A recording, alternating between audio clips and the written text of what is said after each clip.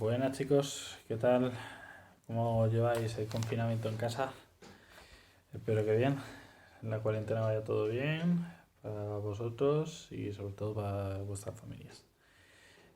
Bueno, aprovechando un poquito toda esta coyuntura, os mandé unas páginas para subrayar y lo que voy a hacer es pues intentar en este vídeo, intentar no explayarme demasiado, ¿vale? Pues a través de este vídeo explicaros qué es lo que habéis leído, ¿vale? Para que quede claro. Sobra decir que mi correo lo sabéis ya, os lo he escrito por varios correos, tanto en la plataforma como a otros compañeros, ¿vale? Entonces, cualquier duda, cualquier cosa, solo tenéis que escribirme y yo estoy abierto para contestaros. Bien, os había mandado que había que leer las páginas 90, 91, 92 y 93, subrayarlas y hacer unas actividades, ¿vale? Bien, pues vamos a hablar de la Baja Edad Media de la península ibérica, es el nuevo tema, el último que vamos a hablar de historia, algunos se alegrarán, otros no tanto. Entonces vamos a ponernos en situación. En primer lugar, decir que la Edad Media en España, esta etapa, la Baja Edad Media, va a tener como duración desde los siglos XIV y XV, ¿vale? Hasta prácticamente finales del siglo XV, momento en el que van a llegar pues, bueno, los reyes católicos y todo va a cambiar un poquito en España, ¿vale? En la península ibérica.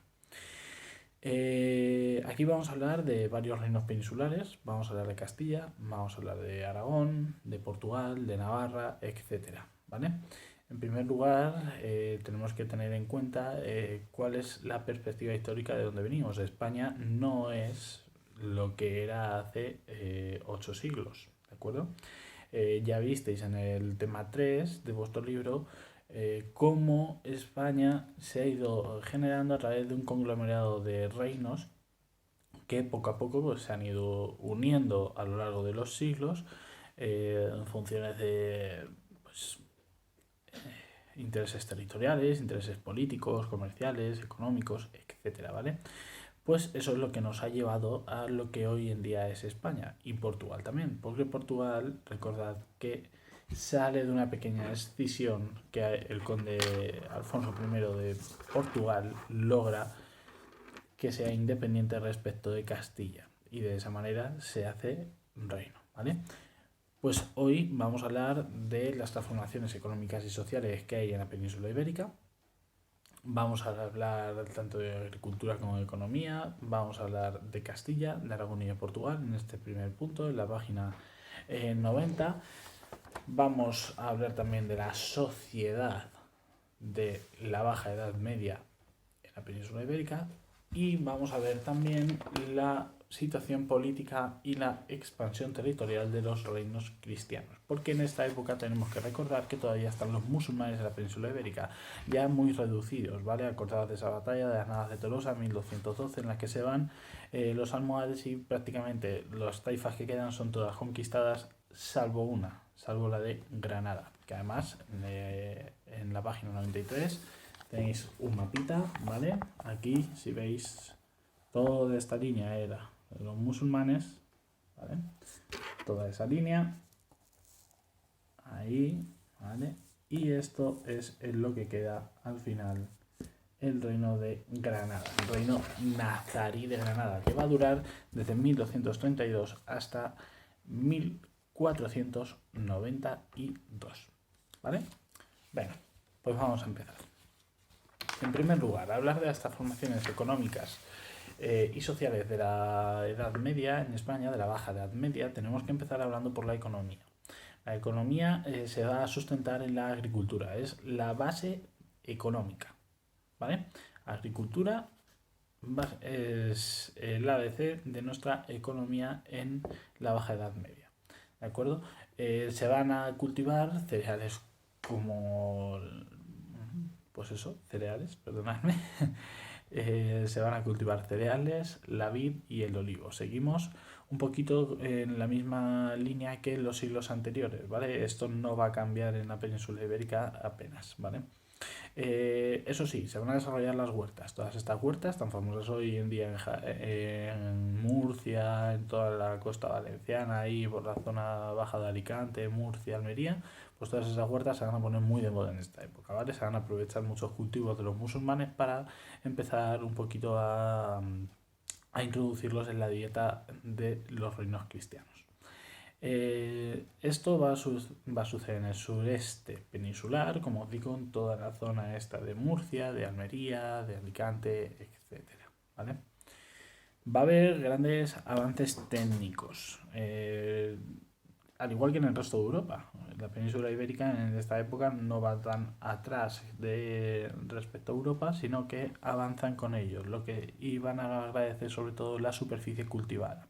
¿Por qué? Porque como se les ha ganado terreno a los musulmanes, en estos momentos vamos a conseguir, los reinos cristianos van a conseguir mayor superficie para cultivar. Por lo tanto, se permiten ciertos avances técnicos porque los reinos van a intentar un poquito pues invertir en ello, ¿vale?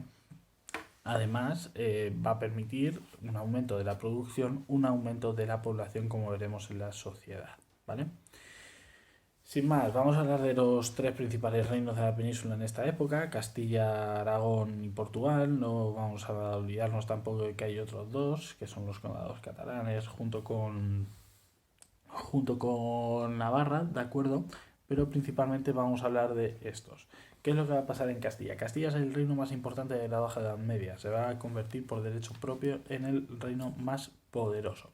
¿Por qué? Bueno, pues porque exporta muchísimos bienes.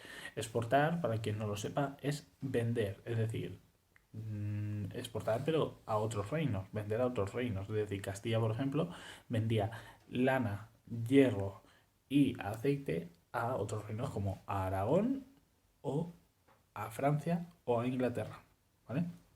Esas son las exportaciones. Yo vendo. Importar significa comprar, ¿vale? Exportar e importar, perdón. Esa es la diferencia. Exportar, vender, comprar, importar, ¿vale? ¿Qué es lo que va a comprar Castilla que no tiene productos manufacturados? Productos que se hacen a mano, ¿vale? Aquí va a ganar también importancia la ganadería, sobre todo la ovina, la de las ovejas, ¿vale? Se van a agrupar los ganaderos en algo que se llaman las mestas, ¿vale? Aquí lo que van a hacer es intentar, al igual que los gremios, como vimos en el tema pasado, van a intentar esos profesionales que se dedican a un mismo oficio tener unos derechos, pues aquí los ganaderos van a hacer lo mismo, ¿vale? El comercio de la lana se va a desarrollar gracias a las ferias, que también las vimos. Hay una muy importante en Viña de Campo, que está en Valladolid, ¿vale? Y gracias a las manufacturas textiles. La lana permite hacer ropa, ¿vale? Seguimos. Más cositas de Castilla. En Castilla, las manufacturas textiles, como digo, se van a hacer, pero no van a ser tan importantes como en otros lugares de Europa. Ya que en Castilla no va a prosperar tanto la actividad manufacturada como la comercial. Interesaba más vender esa lana que realizar productos. Los productos directamente se compraban. ¿Y qué es lo que se va a hacer gracias a esta fuerte exportación? Pues hay un rey que os debe sonar que se llama Alfonso X el Sabio, ¿vale? Alfonso X va a crear algo que se llama el honrado Concejo de la Mesta y que obliga a los señores feudales a dejar pasar por allí a todos los ganaderos en épocas del año en las que tienen que ir cambiando. El ganado no está fijo en estos momentos en algún territorio, sino que va en busca de los terrenos más, más convenientes dependiendo de la estación, ¿vale? En invierno no se puede estar en el norte, prefieren estar en el sur, en verano al revés, ¿vale? Entonces esa ganadería transhumante que se llama van a pasar por lo que se va a denominar cañadas reales, las cañadas reales que alguna vez las habréis escuchado porque los telediarios han salido mucho en Madrid con todo esto de la droga y eso, ¿vale? Es por donde va a circular el ganado. Por lo tanto, Alfonso X, para eh, beneficiar a los ganaderos, crea esto, el honrado Concejo de la Mesta, ¿vale? Venga, pasamos a Aragón. La corona de Aragón se va a hacer muy importante gracias al comercio marítimo. Va a importar cereales y especias. Eso es lo que va a comprar. ¿Pero qué va a vender? Aceite y productos manufacturados. A diferencia de Castilla, ellos sí que van a apostar por la actividad manufacturera, ¿vale?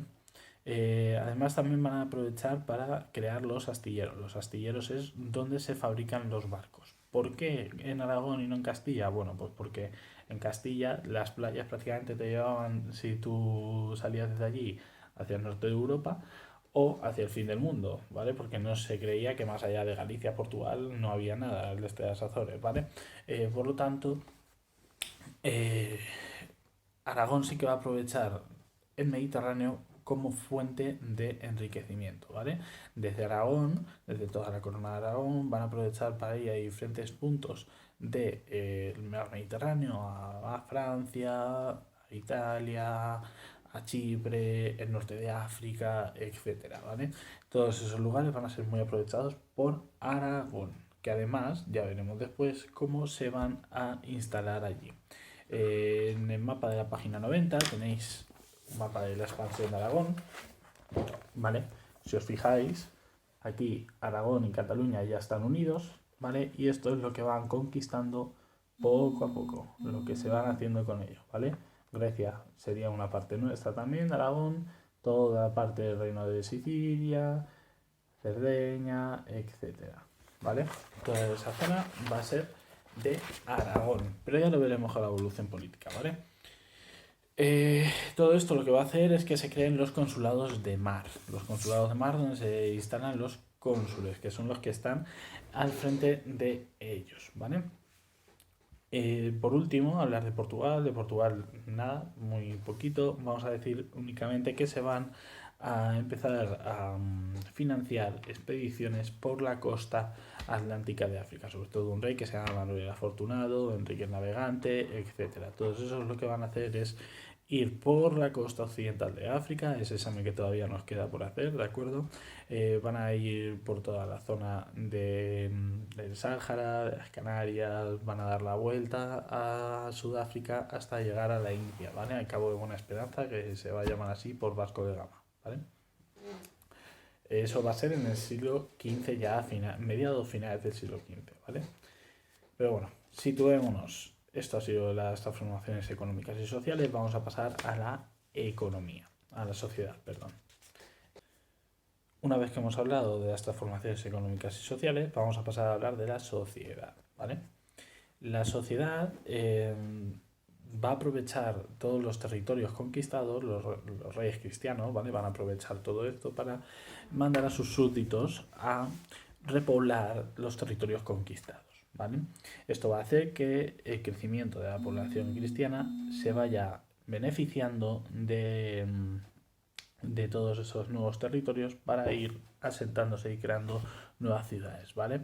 En primer lugar, tenemos que decir una cosa de la repoblación, que va a seguir dos modelos. Por un lado, el de repartimiento y el otro, cartas pueblas. ¿Qué es esto? Vamos a ver. Vosotros imaginaos que un rey cristiano llega y conquista la zona de Ciudad Real, por ejemplo, o de Córdoba, ¿vale? Pues entonces manda a gente allí a vivir. ¿Cómo? Pues muy sencillo, mediante los repartimientos se van a hacer parcelas de tierra grande, son latifundios que ya los hemos visto más de una vez, ¿de acuerdo?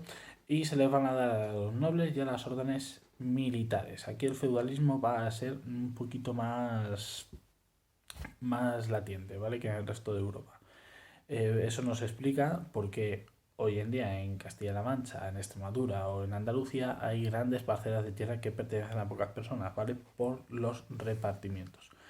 En cambio, las cartas pueblas eran fueros que se le dan a las ciudades. Los fueros ya hemos visto lo que son varias veces, son los privilegios que se le dan a las ciudades, ¿vale? Para que atraigan a la gente allí a vivir. Todo esto que ya os he contado de, por ejemplo, si tienes un delito, se te perdona si te vas allí a vivir, ¿vale? O se te dota de dinero sin pagar impuestos o lo que sea, ¿vale?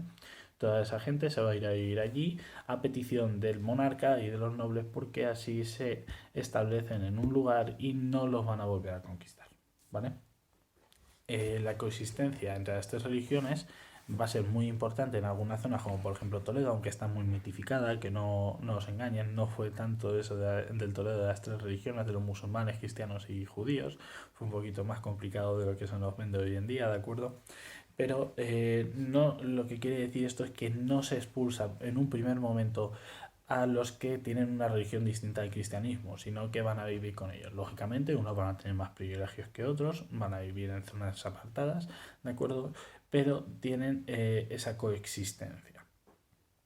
Además, se van a firmar algo que se llaman las capitulaciones, que son acuerdos por los que estos habitantes se quedan, pero pagan esos impuestos que os digo, ¿vale? Seguimos. ¿Qué es lo que va a ocurrir con los grupos sociales? Ese parrafito que pone lo de las tierras que conquistó Castilla, el poblado, tal. Si queréis, no hace falta, no es muy importante, ¿vale? Vamos a hablar de los grupos sociales que hay en la península ibérica de la Baja Edad Media, ¿vale? Los grupos sociales vamos a tener un grupo de privilegiados y otro de no privilegiados. ¿Quiénes son los privilegiados? Alta nobleza, alto clero y la baja nobleza, ¿vale?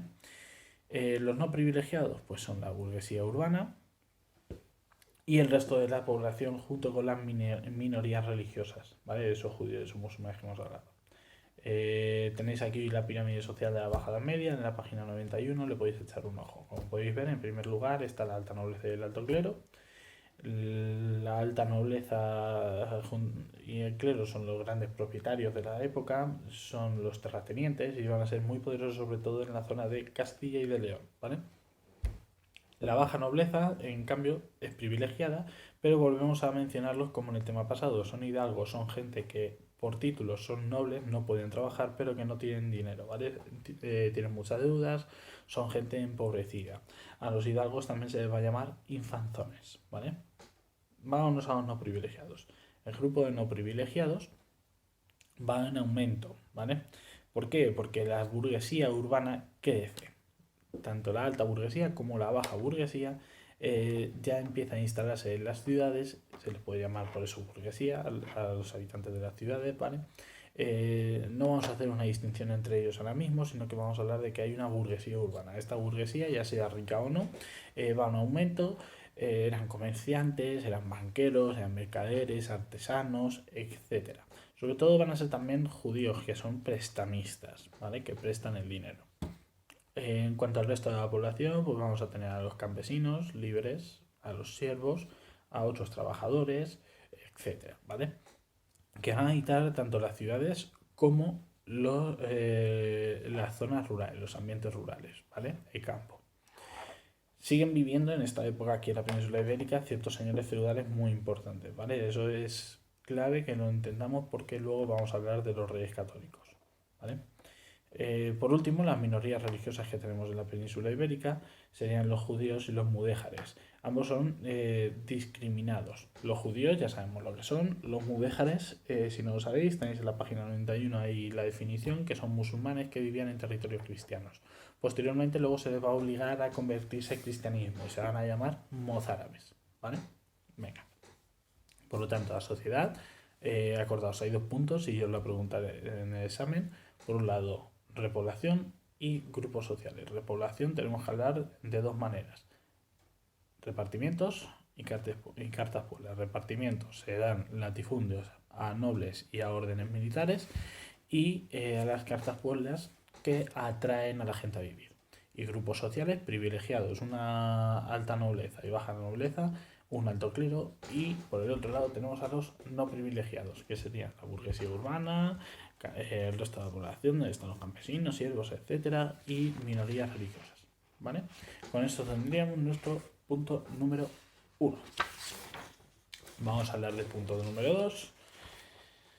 Página 92. Tenemos la situación política y la expansión territorial de los reinos peninsulares, ¿vale?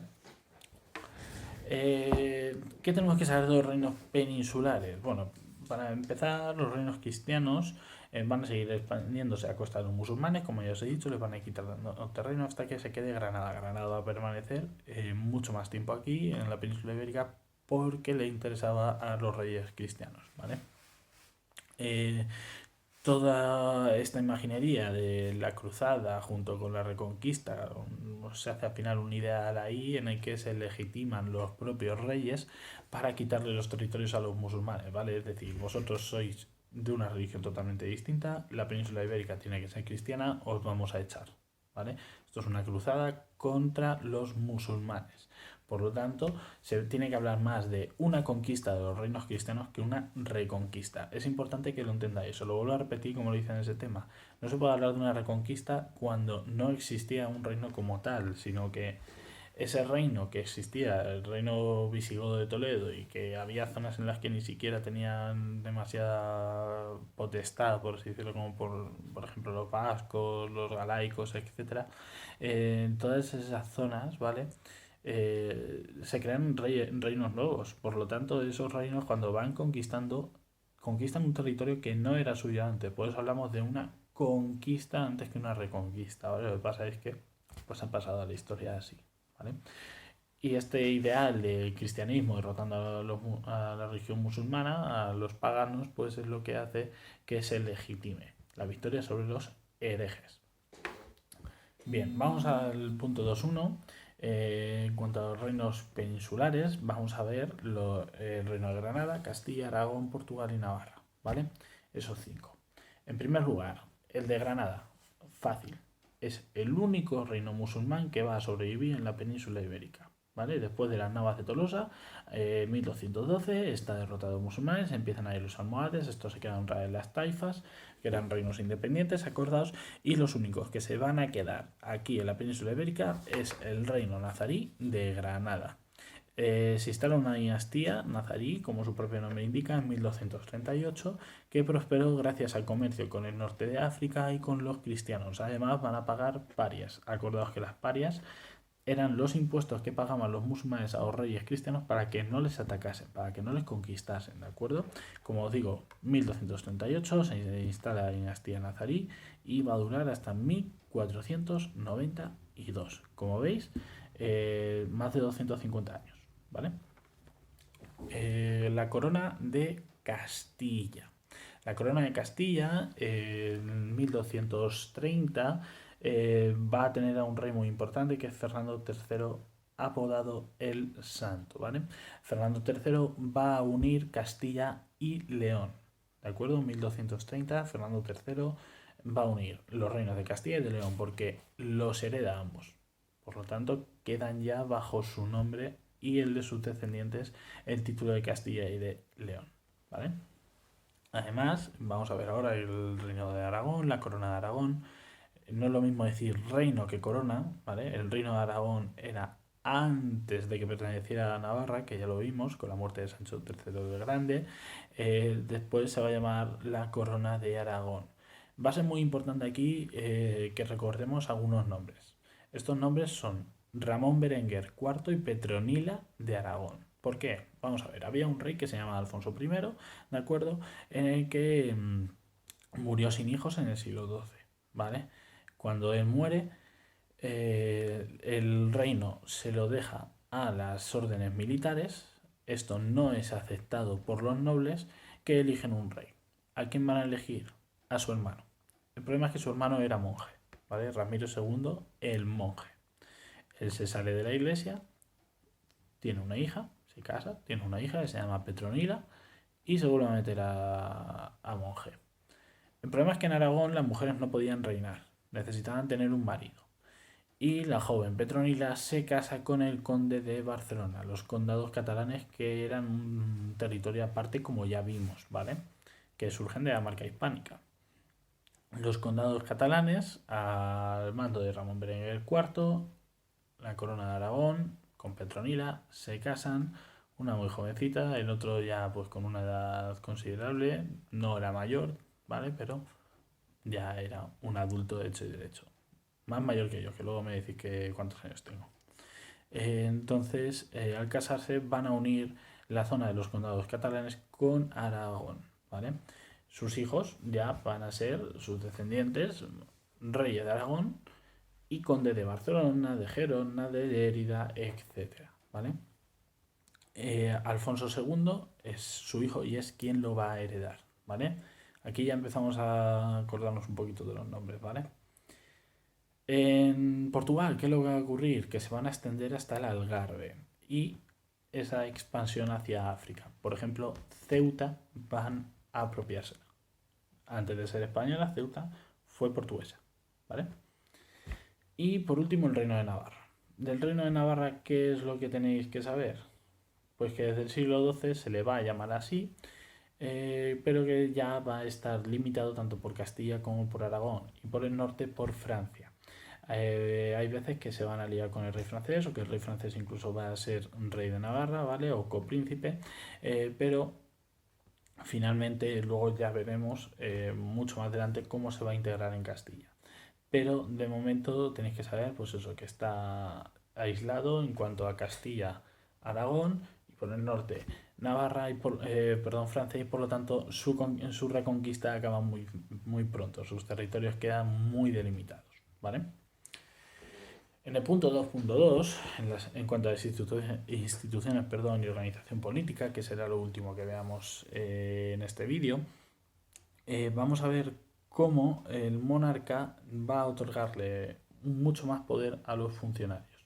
Los funcionarios van a crecer, va a haber un mayor número, pero además van a tener mayor importancia, van a tener mucho más poder que anteriormente, ¿vale? Tenemos que destacar en varias instituciones. En primer lugar, la Cancillería Real, luego el Consejo Real o Cortes, ¿vale? Las Cortes Estamentales y el ámbito local. En cuanto a la Cancillería, bueno, vuelvo a repetirlas. Cancillería Real, Cortes o Consejo Real, Cortes Estamentales y los ámbitos locales que sean los concejos y los magistrados, ¿vale? Vamos a hablar de la Cancillería Real. La Cancillería Real, ¿vale? Está formada por el canciller y sus funcionarios, que ellos lo que van a hacer es redactar los documentos y los custodian, ¿vale? Son las personas que, por ejemplo, si se ha reunido el rey con unos nobles, han decidido una ley, pues ellos son quienes la aprueban, quienes la escriben y quienes la van a custodiar, ¿vale? La corte o consejo real son los que asesoran al rey, ¿vale? Esto es repetir un poquito lo que ya hemos ido viendo a lo largo de los temas. Aconsejan al rey, pero se va a acabar dividiendo y surgen los consejos, como por ejemplo el de la Mesta, ¿vale? Los consejos, está el de la mesa, está el de Hacienda, está el de Justicia, como hoy en día los ministros, ¿vale? Los ministerios. Luego tenemos las cortes estamentales. Las cortes estamentales son convocadas por el rey y tienen los representantes de los tres grandes estamentos. La sociedad estamental ya la vimos en el anterior tema. Echarle un ojo también, que os va a ayudar, ¿vale? Acordad que los estamentos eran los nobles, el clero y los que trabajan, ¿vale? En primer lugar, hablar que los tres estamentos, aquí los que trabajan también van a entrar la burguesía y los habitantes tanto de las ciudades como del campo, ¿vale? Van a ser los que están representados, nobleza, clero y los trabajadores, esa burguesía junto con los campesinos. Las Cortes de Castilla y de León van a estar unidas, ¿vale? Van a tener además poco poder y apenas se van a convocar, ¿vale? Es decir, Castilla y León en el momento en el que se juntan van a ser unas únicas cortes, pero apenas son convocadas ni tienen poder. ¿Qué es lo que ocurre en Aragón? Que en Aragón sí que van a ser más importantes, van a ser más influyentes. Y además vamos a tener representantes tanto en Aragón como en Valencia, como en los condados catalanes, ¿vale? Además, cuando luego van a ir expandiéndose por el Mediterráneo, también van a ir abriendo allí por donde vayan estas instituciones que se van a llamar generalidades, de ahí la Generalitat hoy en día, ¿vale? En la que van a ser supervisadas por la Diputación Permanente de Aragón y estas generalidades de Valencia y de Cataluña, ¿vale? Entonces, os resumo rápido esto. Cortes estamentales son las convocadas por el rey en las que se representan a los tres estados para tomar decisiones. En Castilla y León están unidas y apenas va a haber, van a tener poder y no son casi nunca convocadas. Todo lo contrario en Aragón. En Aragón son muy influyentes, son muy importantes y destacan la de Valencia, la de Cataluña y la de Aragón. La de Aragón se llama Diputación Permanente y la de Valencia y la de Cataluña Generalidades. Acordaos de todo este problema, la Generalitat de Cataluña, que seguro que os acordéis, ¿vale?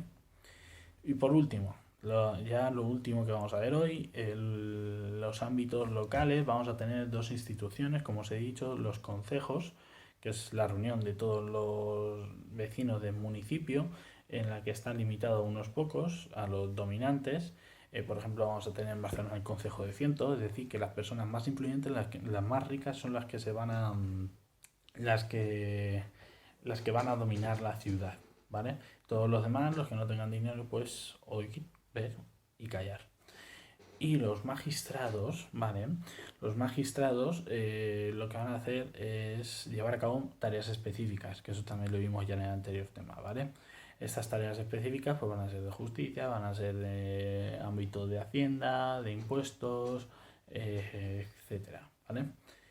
Van a tener diferentes nombres en los territorios, ¿vale? No hace falta que sepáis los nombres, aquí abajo los tenéis, jueces y alcaldes en Castilla, jurados en Aragón, en Navarra, consellers, etcétera. No hace falta, ¿vale? Únicamente saber que tienen distinto nombre, pero principalmente a lo que se dedican. Son personas que se dedican a tareas específicas, ¿vale?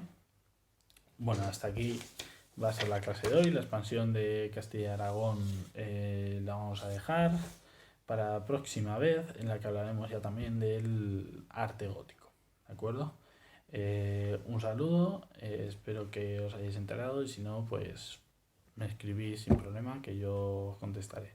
Poco a poco os iré mandando los ejercicios corregidos y nada, pues espero que os vaya todo bien, de verdad, mucho ánimo, recordad, no salgáis a la calle y espero veros pronto. Un saludo.